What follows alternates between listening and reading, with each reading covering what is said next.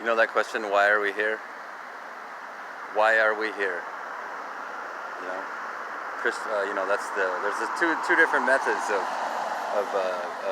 of two different methods of approaching, you know, the problem of, of solving the problem of not knowing what, of trying to figure out what all of this is, us included, the universe and all that, but how, so why are we here? That's the Christian, the Christian question would be why, the scientific question would be how did we get here? How did we get here, why did we get here? And how? Well, the answer to that is, I know the answer. The answer to that question, regardless of whether our mother, we were born here, our mother gave birth to us, or whether God put us here, or however we evolved here, or whatever, for whatever reason, why are we here? To be the best man that I can be, to be the best person that you can be. That's why you're here. That's why you are here. That's the answer to that question. And even in NA meetings, why? I see. How does it go? Why are we here? Most of us do not have to think twice about this question. Well, the answer to that question is to be the best person that you can be. That's why you're here. That's the true answer.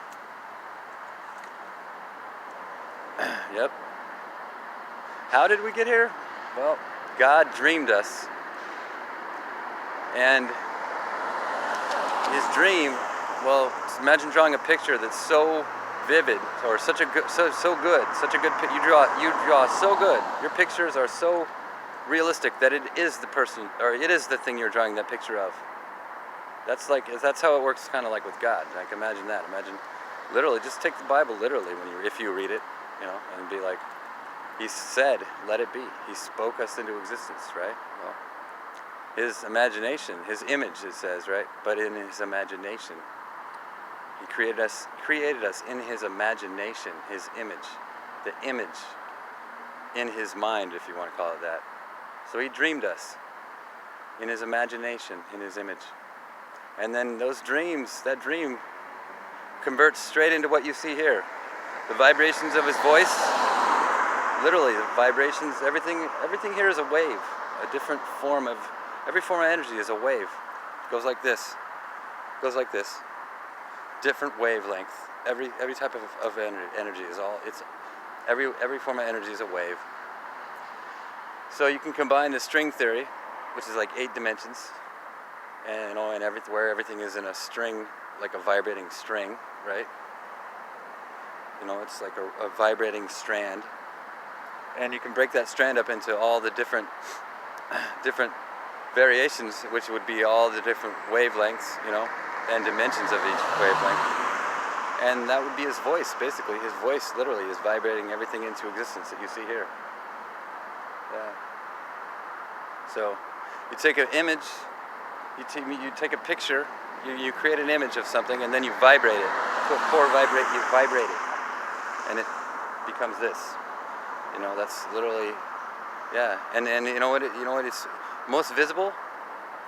This occurrence, what's happening here, is most visible in the God's dream. It's most visible in the rays of sunlight that shine down, the colors in the sun shining down. Literally, are God's dream. Literally, you can literally see it. That's what all those colors are in the rays of sunlight coming down. Those colors are literally his dream. Part of it. So, and in that dream, by the way, he created us. Part of that dream, right, was us. You know why? You know why that is? Because when he first appeared here, he was all alone. No one else in the universe, or even more than the universe. I don't know for sure, but he somehow appeared here, and he doesn't even know how he did it himself for sure. But it's amazing. He loves it. He can do anything. But he's all alone. And so to be all alone, I believe, would be the worst thing possible. To be alone, completely in a place where you could do anything all by yourself, never having even known anybody else, even for that matter, right? So that's what love is.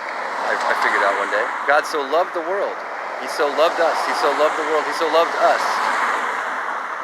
He created us. He had he had no ability to stop his own self from doing this. This is the one thing he could not stop himself. He had to do it. He was compelled beyond his own power to stop himself when he did this, to create us. Because to be all alone in this place where you can do anything, be worse than anything. You know, and a small amount of that was his own will to live. Somehow he willed himself to be here. So in his dream, big dream of us, there's a smaller dream, or there's a big dream of everything. There's a smaller dream that's us.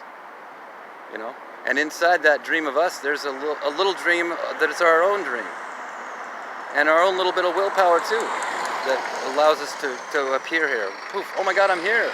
I willed myself here on top of whatever else got me here.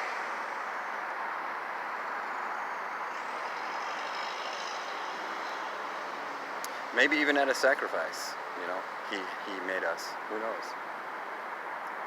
You know. So yeah, they beat God's son, I guess. Immaculate, by the way, immaculate conception, dude. It means perfect, fool. Perfect. The baby, it came out so perfect that it was Christ. It was perfect. The DNA and everything. The baby, it formed, and everything it came out so perfectly. Right? No, you know what I mean? Health, like health reasons. Oh, you know, like if the mother eats shitty food, you know, if you know, there's all these different things involved with having a baby, you know, and how perfect that baby comes out. Well, you know, fetal alcohol syndrome, that's a real obvious one. You don't ever drink, because you know, baby's born without skeletons. You know, that's from fetal alcohol, from drinking when you're pregnant. So this baby came out so perfect that it vibrated. It had what's the word? Like he was synchronized, or whatever the word is. He was aware to the point where you go to a whole nother level, basically, you know, of consciousness, which is spiritual consciousness. To be truly aware of spirituals, anything is pretty challenging, honestly. So, and then he tried to show everybody else this. Hey, you can do this too, just like I am right now. You can go to the same place I'm in right now. I live in heaven right now. You know, he wanted us to be in the same place he was.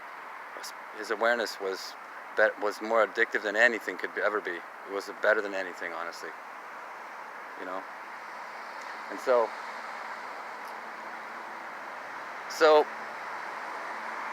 the last most important thing I think I got to tell you all about is that